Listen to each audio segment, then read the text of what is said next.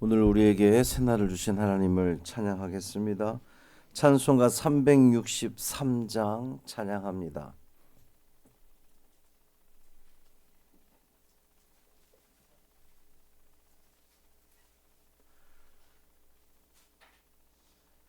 찬송 363장 내가 깊은 곳에서 찬양함으로 새벽 기도회를 시작하겠습니다. 내가 깊은 곳에서 주를 불러 아뢰니 주여 나의 간구를 들어주심 바라고 보좌 앞에 나가니 은혜 내려 주소서. 주가 죄를 살피면 누가 능히 서리요. 오직 주만 모든 죄 용서하여 주시니 주님 앞에 떨면서 용서하심 빕니다. 파수꾼이 새벽을 기다리고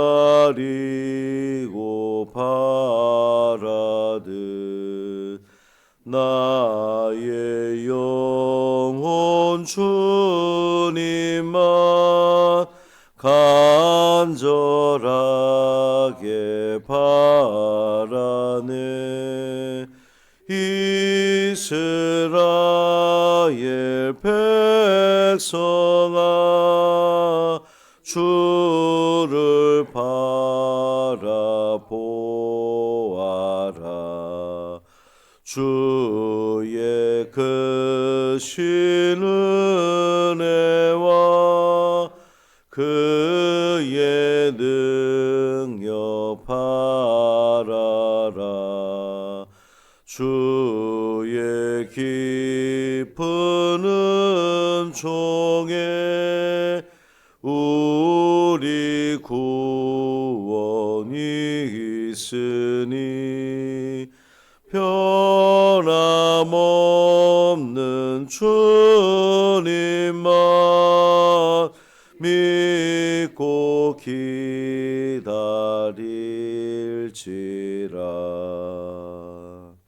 아멘. 사도신경으로 우리의 신앙을 고백하겠습니다. 전능하사 천지를 만드신 그 외아들 우리 주 예수 그리스도를 믿사오니 이는 성령으로 잉태하사 동정녀 마리아에게 나시고 본디오 빌라도에게 고난을 받으사 십자가에 못 박혀 죽으시고 장사한 지 사흘 만에 죽은 자 가운데서 다시 살아나시며 하늘에 오르사 전능하신 하나님 우편에 앉아 계시다가 저리로서 산자와 죽은 자를 심판하러 오시리라. 성령을 믿사오며 거룩한 공회와 성도가 서로 교통하는 것과 죄를 사하여 주시는 것과 몸이 다시 사는 것과 영원히 사는 것을 믿사옵나이다. 아멘. 스바냐 1장 7절부터 13절까지 말씀입니다.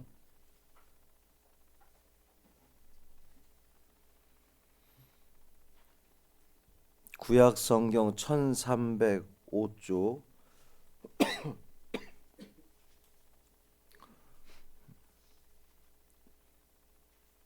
구약 성경 1305쪽 스바냐 1장 7절부터 13절까지 말씀 함께 읽습니다. 주 여호와 앞에서 잠잠할지어다. 이는 여호와의 날이 가까웠으므로 여호와께서 희생을 준비하고 그가 정할 자들을 구별하셨음이니라. 여호와의 희생의 날에 내가 방백들과 왕자들과 이방인의 옷을 입은 자들을 벌할 것이며 그날의 문턱을 뛰어넘어서 포악과 거짓을 자기 주인의 집에 채운 자들을 내가 벌하리라. 나 여호와가 말하노라.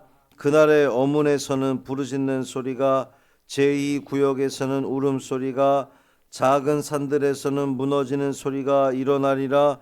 막데스 주민들아, 너희는 슬피 울라. 가나안 백성이 다 패망하고 은을 거래하는 자들이 끊어졌음이라.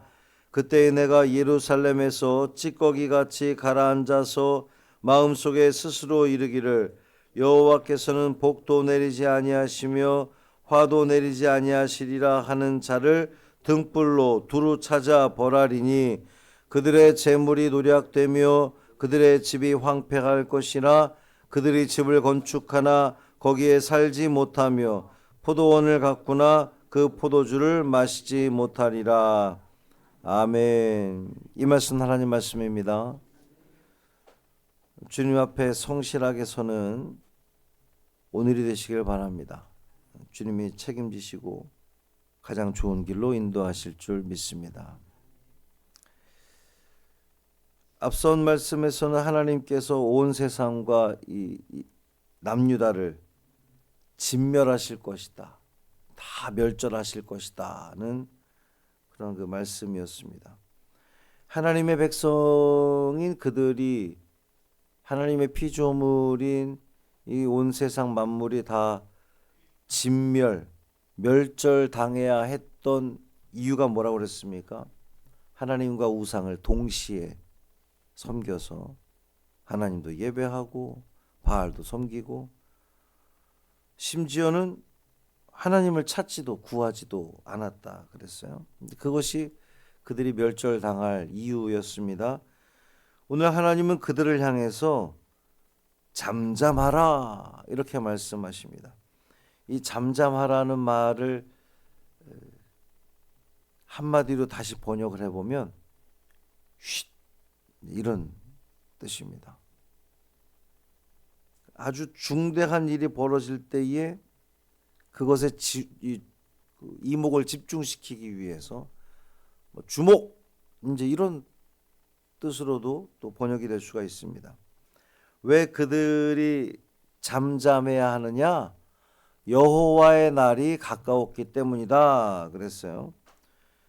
우리가 이사야 예언서 이후에 이사야, 에스겔, 요엘, 아모스 계속해서 여호와의 날이 등장을 하거든요. 여러분도 지금 오늘 말씀을 읽으면서 오래지 않아서 이 말씀을 읽었던 그런 그 기억이 있을 터인데, 이 여호와의 날은 하나님이 직접 개입하시는 날, 이게 여호와의 날입니다. 이 날은 한편으로 보면 심판의 날이고 또 한편으로 보면 구원의 날입니다.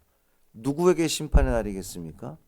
하나님을 떠난 자들, 배반한 자들, 우상을 섬기는 자들에게는 그 여호와의 날은 심판의 날이지만, 반면 하나님을 잘 섬기는 자들에게는 구원의 날이 되는 거죠. 하나님은 평소에 이 세상을 그냥 내버려 두시는 것 같습니다. 어느 정도의 불의가 판을 쳐도 마치 방관하시는 것처럼 그냥 이렇게, 왜 하나님 살아계시면 왜 이 모습을 내버려 두시지? 라는 생각이 우리가 들 때가 있잖아요. 그래서 사람들이 오늘 12절에 나오는 표현처럼 하나님은 복을 내리지도 않는다, 화도 내리지 않는다. 무슨 말입니까? 하나님은 그냥 이 세상이 어떻게 흘러가든지 복이든 화든 그냥 내리지 않으시고 뒷짐지고 관망하시는 그런 하나님을 생각한다는 말이에요.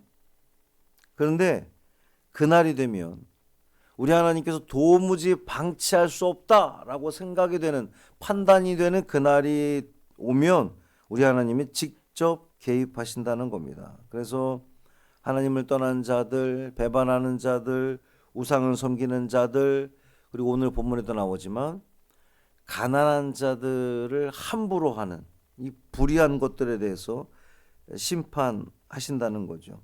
심판하실 때는 아주 강력하게 심판하시는 것을 볼 수가 있습니다.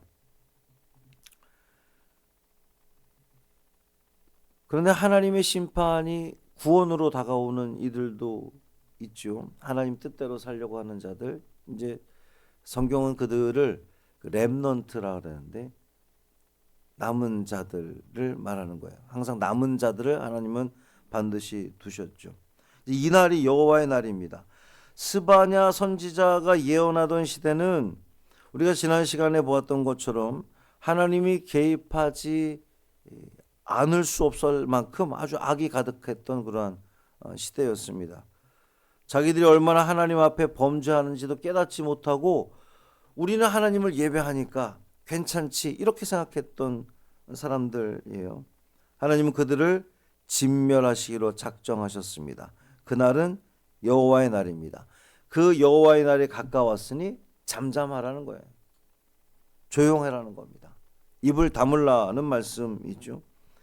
그 7절 후반절 보면 여호와께서 희생을 준비하고 그가 청할 자들을 구별하셨음이니라 그랬어요. 굉장히 무서운 구절이거든요. 원래 희생자 제사는 누가 드립니까? 사람이 하나님께 희생 제물을 드리는 거란 말이에요. 그런데 지금 하나님이 희생 제물을 직접 준비하신다는 거예요. 이 희생 제물이 뭐냐? 우리가 생각하는 소나 양이 아니라 사람을 이야기하는 겁니다. 악인들, 하나님을 찾지 않는 사람들. 8절에 보면 방백들, 왕자들이 나오거든요.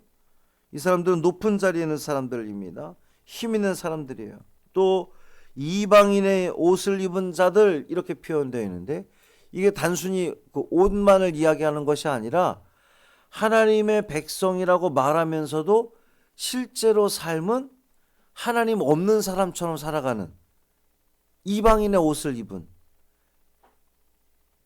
껍데기는 교회 나와서 예배를 드리는데 교회 밖에 나가서는 하나님 안 믿는 사람하고 똑같이 살아가는 자들, 그들이 이방인의 옷을 입은 자들이란 말이에요. 우리 하나님께서 그들을 희생 제물로 삼고, 굉장히 무서운 말씀입니다.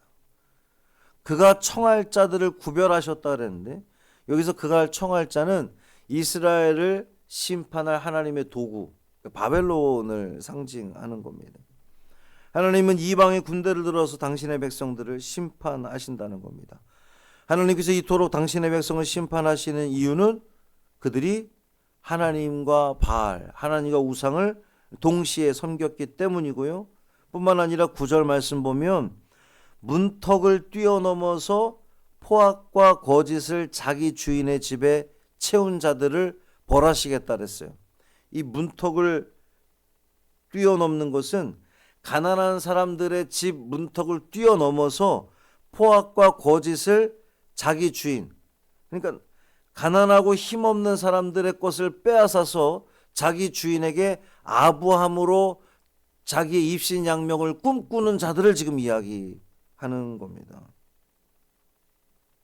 하나님은 그날에, 여호와의 날에 그들을 벌하시겠다 선언하시는 거예요. 하나님이 벌하시는 그때에 온 나라에 울음이 가득하고 무너진 소리가 가득하게 될 거라는 겁니다. 또 그들의 재물이 누락될 것이고 그들의 집이 황폐될 것이고 집을 건축하지만 거기에 살지 못하고 포도원을 가꾸지만 소출을 얻지 못하다는 거죠. 이게 무슨 뜻입니까? 아무리 노력해도 결과를, 열매를 얻지 못할 거라는 말씀입니다. 왜 이런 일이 일어난다고요? 하나님을 찾지 않기 때문에 그렇습니다. 하나님을 찾지 않기 때문에, 하나님을 섬긴다고 하면서 하나님과 우상을 동시에 섬기기 때문에 그렇습니다. 오늘 이 말씀이 우리에게도 굉장히 큰 무거운 말씀으로 들려집니다. 그렇다고 새벽부터 공포 분위기를 조성하겠다는 이야기가 아니라 우리는 이런 말씀을 들을 때마다 감사히 여겨야 됩니다. 내가 권사네, 집사네 하면서 성도라고 하는 말을 듣기를 원하는데 진정 세상 사람들로부터도 전이는 정말 하나님 잘 믿는 사람? 이렇게 인정받고 있는지, 아니면 오히려 교회 다니는 사람이 왜 저래?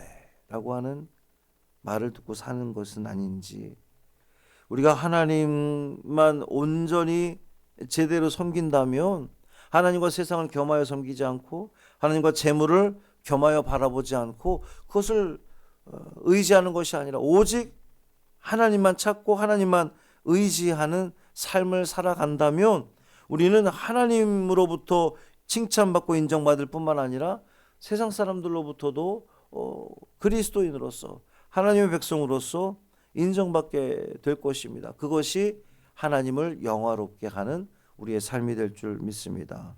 이 말씀을 무겁게 받아들이지만 뿐만 아니라 하나님 이 말씀을 듣게 해주셔서 감사합니다. 오늘도 내가 별 생각 없이 별 뜻 없이 이 하루를 시작할 뻔했는데 새벽부터 이런 말씀을 주셔서 내가 이 말씀을 진심으로 붙들고 이 하루를 살아가게 해주셔서 심판이 아니라 구원받는 당신의 남은 자로 살게 해주셔서 감사합니다라고 하는 그 믿음의 고백 가운데에 이 하루를 시작하시기를, 살아내시기를 주님의 이름으로 축복합니다. 살아계신 아버지 하나님 감사합니다. 하나님 우리에게 말씀해 주셔서 수천 년 전 이스라엘 백성들에게 하신 말씀이 아니라 오늘을 살아가는 우리에게 주신 말씀으로 들려지게 하시니 감사합니다. 우리가 주님을 섬기겠다고 다짐을 하고 새벽 제단부터 이렇게 나와 있는데 실상 우리가 교회 밖을 떠나서 세상 가운데 들어가 어떠한 삶을 살고 있는지를 돌아보게 하여 주옵소서. 하나님의 영광을 온전히 드러내는 삶을 살아가고 있는지, 아니면 하나님을 믿는다고 하면서도 여전히 하나님과 우상, 하나님과 세상을 동시에 섬기려고 그렇게 갈짓자의 인생을 살아가고 있는 것은 아닌지 살피게 하여 주옵시고, 오직 주님만 의지하며 하나님만 예배하며 주님께만 영광 돌리는 삶을 살아가는 우리가 되게 하여 주옵소서. 오늘 말씀 가운데 있는 구절을 또 우리가 기억합니다. 혹 우리의 이기심으로 인하여 나의 안위를 위하여 이웃의 어려움을 간과하진 않았는지, 아니면 이웃에게 더 큰 어려움을 주고 있는 우리의 삶은 아닌지 살피게 하여 주옵시고, 그것이 하나님이 결코 기뻐하지 않는 일이라는 것을 깨닫게 하여 주셔서 우리의 삶이 이웃을 사랑하며 하나님을 온전히 섬기는 참 믿음의 길을 걸어가는 우리 모두 되게 하여 주옵소서. 우리 주 예수 그리스도의 이름으로 축복하며 기도합니다. 아멘. 하늘에 계신 우리 아버지여, 이름이 거룩히 여김을 받으시오며 나라가 임하시오며 뜻이 하늘에서 이루어진 것 같이 땅에서도 이루어지이다. 오늘 우리에게 일용할 양식을 주시옵고 우리가 우리에게 죄 지은 자를 사하여 준 것 같이 우리 죄를 사하여 주시옵고 우리를 시험에 들게 하지 마시옵고 다만 악에서 구하시옵소서. 나라와 권세와 영광이 아버지께 영원히 있사옵나이다. 아멘.